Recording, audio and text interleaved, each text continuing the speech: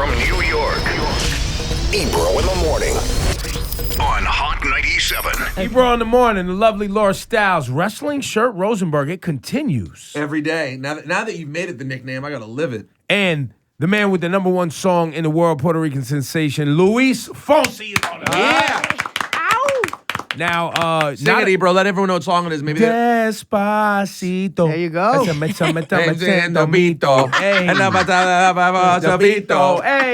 everyone knows this joint. I know the words. Flames.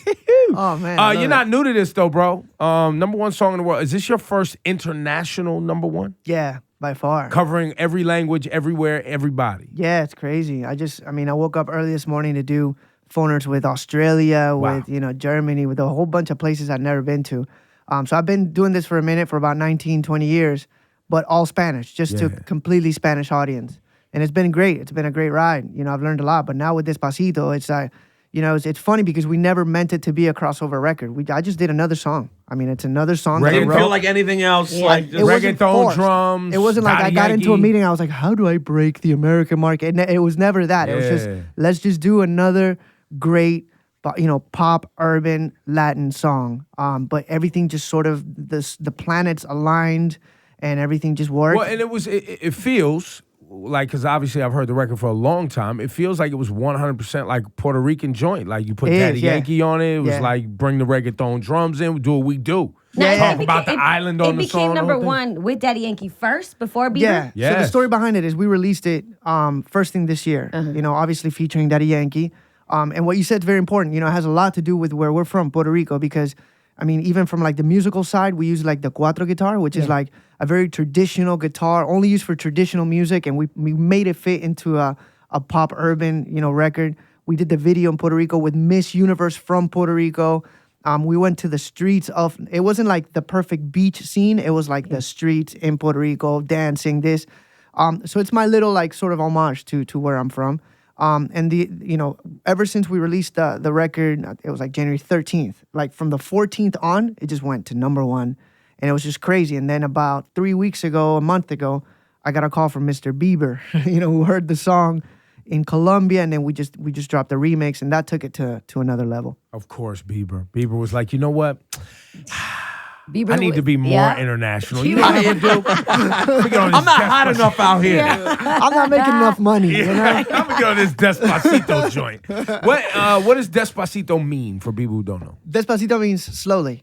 It's a very, I wish people could really understand the lyric because it's so hard to translate. It sounds very cheesy if you translate it, literally, but it's like a very sexy lyric where it doesn't really cross that line. It's never really vulgar, but it's like just sensual enough to just be edgy. So it's not quite sucio. It's No es Despacito. sucio. No es sucio. No. It's very hard because I try to That's explain sensual. to people sometimes when I'm trying to translate certain like lyrics. Yeah. And it just never comes out the It same. just doesn't work, man. We did an English translation, and we just kind of wrote another song parallel to this. Right. Because it's impossible to translate some of these words. It's a little poetic in some areas. It's very, it gets a little steamy, sexy, but it's cool. It's very respectful. I actually co-wrote the song with a great songwriter. She's a female. She's a girl. So it was, I covered that area where I didn't want to cross that line. But it's about just doing everything slowly, slowing it down. Sometimes we live in a world where everything just has to be now, now, now. And it's about savoring the moment in every sense of the word. Ebro, I think it's a good time for you and I to step back for a second and let Laura and Luis have a little bit of Spanish talk, And maybe cover some ground. we Okay. present Ebro en la mañana featuring Laura Stiles. En español. Cada vez que hay un artista latino que entra aquí, a la fuerza quieren que yo hable español con el artista. Muy bien, muy bien. Pero ¿por I qué? agree. ¿Por qué a la Es fuerza? que mira, nuestro idioma es un idioma muy sexy, la gente quiere hablarlo y quiere escucharlo. Bueno, quiere Entonces, escuchar. sí. Por eso es que yo le estaba diciendo que a veces me cuesta mucho explicarle que la palabra That's de las what I was canciones, saying. I porque was es tan saying the linda. same Y cuando thing. les quiero Sí. decir que la palabra de las canciones no les puedo explicar porque no se suena igual. So what she said was, I don't understand why whenever we have Latin artists, they want to make us speak. And he said, well, they want to listen because it's sexy and they want to hear you talk. But that's what I was saying. And then she said, but it's you really gotta hard to translate it. translate. It's really hard to translate these words, and you can't really do it. Because you're pretty good. Thank you. I'm getting You're there. extremely good, man. I'm impressed. I didn't see Thank that you very coming. much. I just love. I didn't You're see right. that coming. You were right though about getting to. It is better than English. Let's talk about your name. Louis. Here we go. You went from giving him props to him tearing the whole shit down. No, I'm Louis or Luis. Yeah. My old co-host, Cypher Sounds, also Puerto Rican. This may be an issue. Maybe it's a Puerto Rican thing, the Luis issue. Oh, and so are you. There's another Puerto Rican Lou. No, it is. Yeah, It baby, is. we're taking over. No. I'm gonna tell you what the issue is. Go, but I'm gonna tell you what the issue is. So is it Lou? We asked at the beginning. Ebro said, "Do you prefer Louis or Luis?" And you really were like, "Whatever." Is there one thing? Is it Louis or Luis that you prefer? All right, here's a long answer. I'll make it very short. My name, my real name is Luis Alfonso. Alfonso is my middle name. I hate Alfonso. With all respect, there's probably some Alfonsos listening.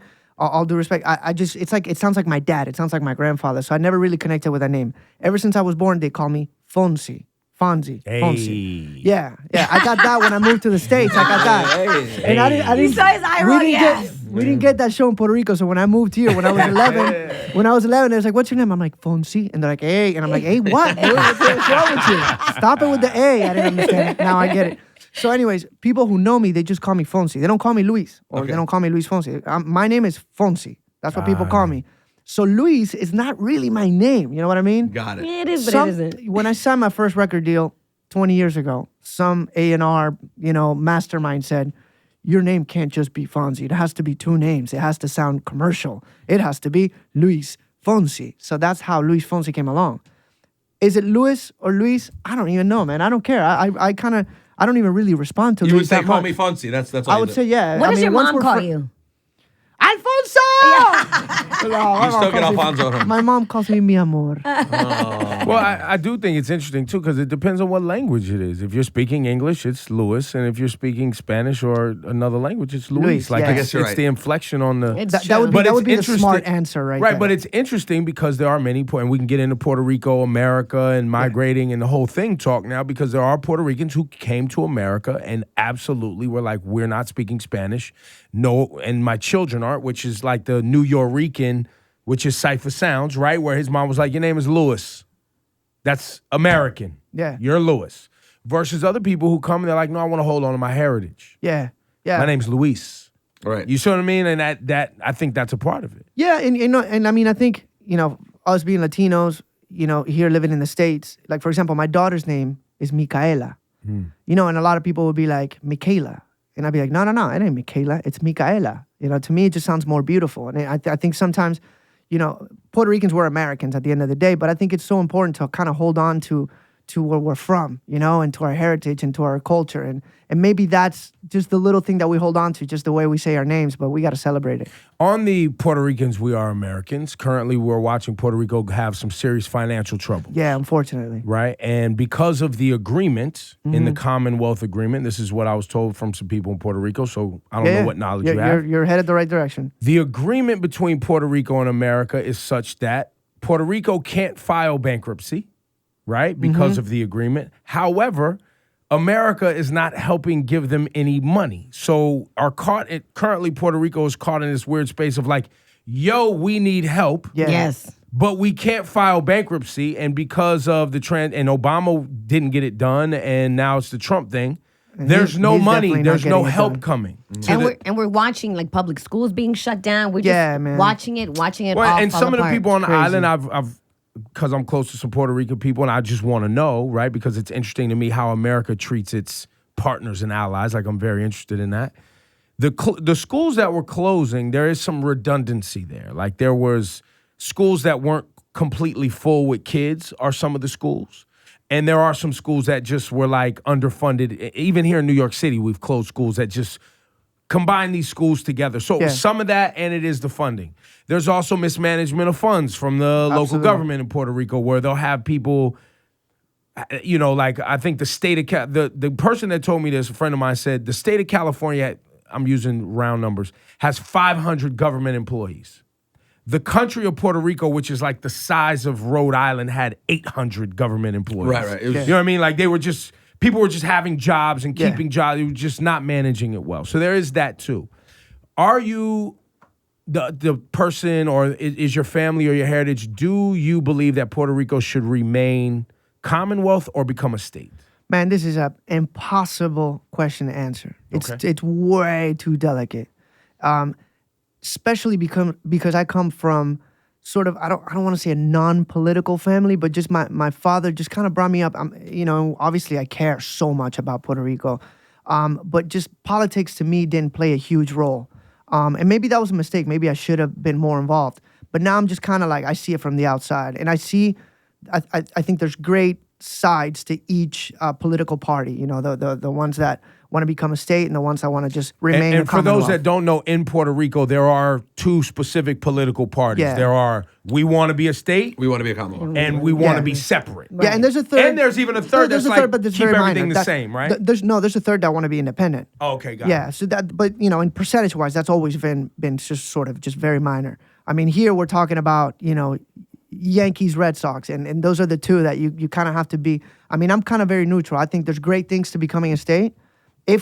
Even if that party, well, it's actually the government party that took over now, but to become a state, you still have to go through a bunch of other different things. And But you that's still the got to party. manage yourself. Yeah, it's very uphill. I mean, at the end of the day, man, I stay, and it's not that I'm kind of brushing off the question, but I stay very neutral just because maybe I just don't know enough. But I think there's great things to each party. Got it. And what Puerto Rico is going through right now, man, it's really sad, because you see, especially on the education side where you guys just hate it, especially what's going on with the University of Puerto Rico, UPR.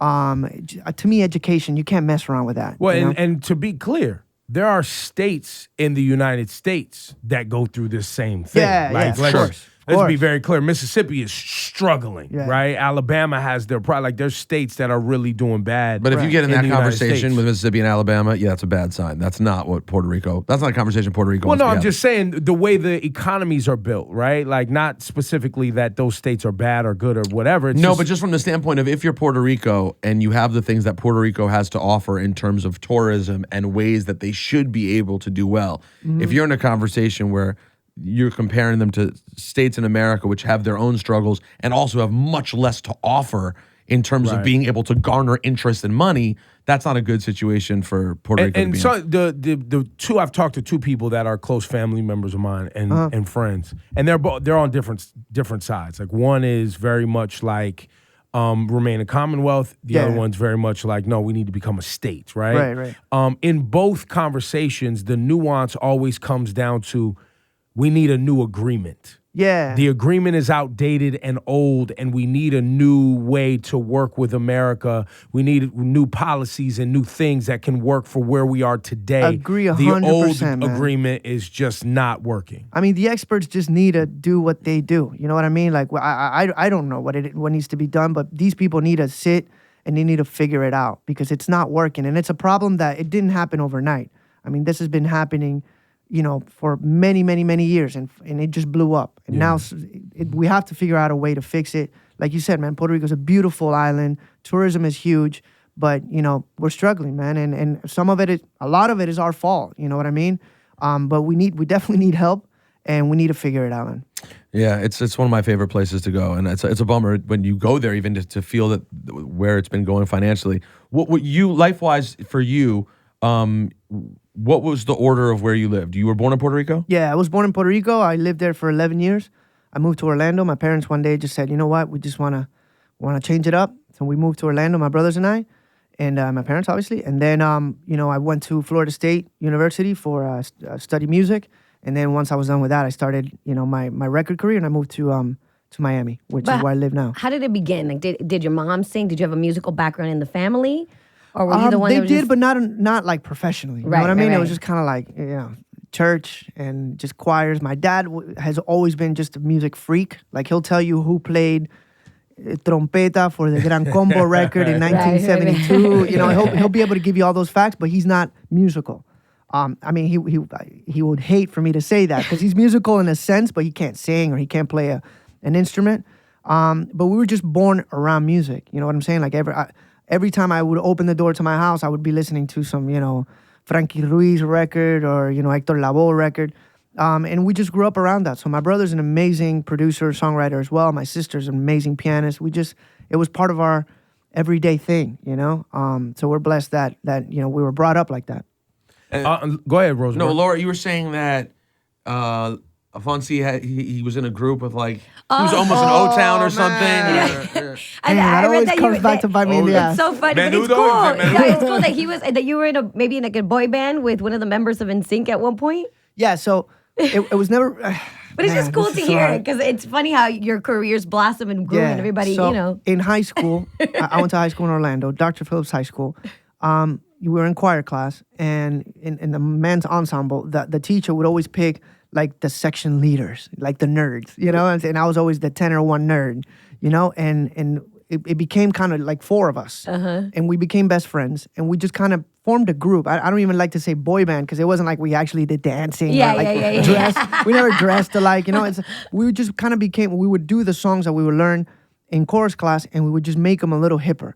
And back then, this is like 90, I don't remember, but it was like Boyz II Men, although it's like End of the Road. So we would take like all the Boyz II Men songs and we'd learn them in 4-part harmony, a cappella. We would go to like, all the little street corners in Orlando and did the little hat thing. Oh, And wow. That's Y'all the was only out way I there. could pick up any girls in school was just singing, you know what I mean? Like I had no game whatsoever. So, 4 years of high school, and the name, you guys are going to die. The name was The Big Guys. Yeah. We What's couldn't better, come up his with boy anything group better. or mine? Tomorrow's Answer. Oh, he was man. I in a group too, and he had High outfits. school. We had Tomorrow's- outfits. Oh, you had We went for it. outfits? Yeah, we went for it. Dance steps. That was the whole name, thing. Tomorrow's Answer? Tomorrow's See, Answer. that's a dope name, It's though. a really strong Don't lie name. to him, Luis. Don't Don't lie. The Big Guys. Come on. Big Guys is worse. It's horrible. But I mean, Wait, our and so- teacher and just who- named us the Big Guys. And so. who were the big guys? It was Joey Fatone, who later became, a fat one. No, later became, he's my best friend. I love him. NSYNC, and then two other guys who you would know because they're just like normal people now. But it was just a fun little group, and then I went up to college to do my music thing, and we just kind of split. Was it crazy? Like your career has gone sort of in a different order. It must have been crazy while you're grinding and then watching Joey's career just absolutely explode. I mean, they blew up. Or Yeah. were you already When I was- underway in the Latin music No, world? he started with NSYNC earlier. I was still in college. And then it was like 2 years like difference, and then I started doing my Spanish thing. And we actually, went on stage together, not only with Joey, but with the NSYNC guys. They're great friends. So, but yeah, I mean, I was just really happy for him because Joey's a really talented guy, and he's still to this day. I mean, we talked yesterday. He's so happy with what's going on, now in the general market with this song and everything.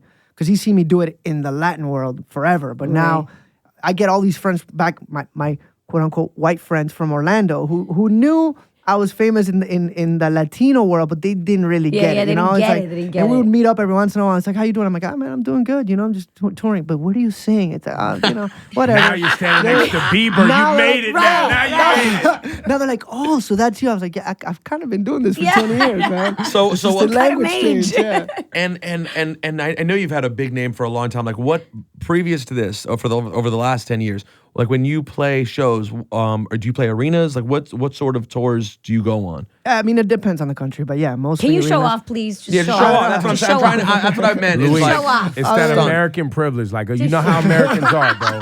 They think if they don't know about it Yeah. in America, it didn't doesn't. happen. It didn't Yeah. happen. So stun a little bit and tell us just like, 'cause I do find this story interesting. It's not the first time it's happened, of course, Yeah. of people who are stars in their market, and I'm talking about legit, like you, big stars. And then when you make it over to this world, everyone gets interested and is like, so what's it like? You've been struggling for so long. You're like, not really. So, like, who are you? Girls now like you. I mean, I'm this sure they never were overnight interested. success. It's like overnight. Yeah. Yeah, it's so cool. I mean, what level? Just explain, stun on people a little bit in America. What level have you been at? You've been at the highest level, pretty much, right? Yeah, I mean, I got Grammys and stuff and awards, and I've been able to play huge venues. And like, for example, the best example is now I'm starting my new tour, and we're doing arenas as big as stadiums, like 30, 40,000 people stadiums. And then the next day I'll do a theater. You know what I mean? Just because like in some countries I'll be super established with, 9 albums. And in some countries I have one song, which is Despacito. So I'm starting over like Italy and especially European countries. Have you never hit a full European tour before? Never. Got it. Never. So- I performed like I'm kind of taking Spain. Spain out of the, Yeah, Spain. Spain. It is Europe, but obviously it's a Spanish speaking. And Portugal. Spain and Portugal I've been to many times, but I'm talking like Germany, Switzerland, Sweden. White people. Just like, white people. yeah, Just I some mean, white like people. Europe. countries You where know. Spanish is very far away from Yeah. them. Italy's kind of in between, but So yeah, it's exciting because it keeps you humble. You know, you'll do huge venues and then small venues. It's cool. There'll be like SOBs one night, and then he's at Mexico City Stadium. So what are your biggest outside of Puerto Rico, Miami, etc.? What are your biggest markets been the last 10 years? I just all of Latin America. Latin America, yeah. Obviously Puerto Rico, the Dominican Republic, Argentina, Chile, Mexico, Colombia, Venezuela. Yeah. Brazil too. There's Brazil. No, man, Brazil's like a different world. Right now, the song is number 1 in Brazil, which is a huge step. But Brazil is almost like Russia for us. Cultural wise, it's so similar, but they're very, which I kind of like and I respect. They're very like protective. They're very protective. They want and the music's not in Portuguese, so it doesn't have the same. They're very protective of their culture and their music, which I think is kind of cool because it's just beautiful, their music. So the way to get in is we're either doing it in Portuguese or in English. But in Spanish, it's like you would think it would be easier, but it's not. So this song now, obviously with Bieber in it, and just the fact that it's becoming a huge hit worldwide, it's doing it big. And actually, 4 days ago, I recorded it in Portuguese. So that was fun, man. That was a struggle. And going back to what we were talking about before, that just to me, it means like the fact that Justin wanted to sing the chorus in Spanish. That's mad props to this guy because he took the time, being on tour, he took the time to sit in a studio all night to get the pronunciation just right. And I think he did a great job doing it. I mean, it was tough for me to do it in Portuguese, let me tell you. Right. Fonsi. Luis Fonsi, man. Despacito, congratulations, Thank bro. you, man. Let's play the record right now. And there is a new album on the way, correct? Yeah, it's recorded, it's done. We're gonna release it probably, later this year. We don't have a set date yet. Got We're just it. waiting So this is real early. Ride the Despacito wave for a little bit. And More then, English collaborations on this album. That's the plan, yeah. I mean, I have a few Latin collaborations, and now, with what's going on with this song, we're all of a sudden we're starting to get new ideas. Don't be surprised if Drake hits you up. I'm liking this Drizzy thing. gonna come through like, yeah. He did it with Romeo Santos. He's like, wait, Luis Fonsi, he's killing it out here. He's calling him. Yeah. So we have lots of plans, but the record's definitely gonna be out this year, just later. How's the wife and the family reacting to the? I mean, you've been like they're used to you being famous, but again, it's a new level. How's the family reacting to it? I mean, my 5-year-old daughter is just excited that I'm singing with Justin Bieber. Right, that's it. You made it. At the end of the day, that's what it comes down to. She knew Papi was famous, and she's like, Papi, I like your song and everything. But now it's like, Papi, I like your song, but I don't like your old one. I like your new one with Justin Bieber. There's something about this one I like better. All right, baby, I made it. Yo, kids, man, give it up, Luis Thank Fonsi. you, man. Thank you, man.